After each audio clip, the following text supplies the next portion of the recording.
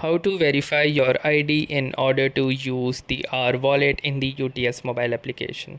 So hey guys, welcome to this tutorial. In this tutorial I'll be guiding you through the steps on how you can verify yourself, especially if you are not able to use the R wallet in the UTS mobile application. So let me show you how to fix this issue. So in order to start, first open your UTS mobile application, and once your UTS mobile application opens, you will be greeted with this particular interface.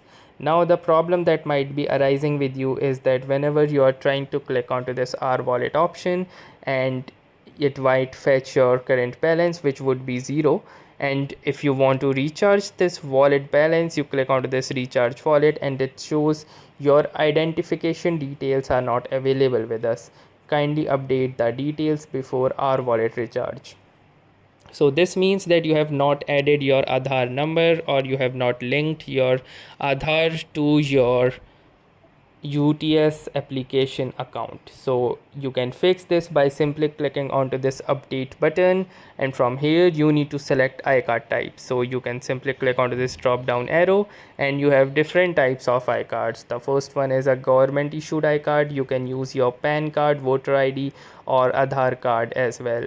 So you can choose Aadhaar card or any other documents listed here. Simply enter the Aadhaar card number and click onto this proceed button.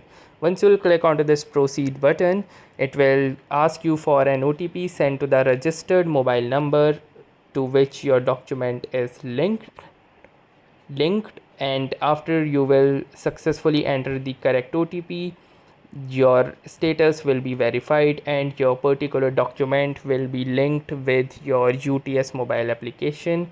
And then if you will try to recharge your R wallet, you will be able to do so. So that was all for this tutorial. Thanks for watching and have a nice day.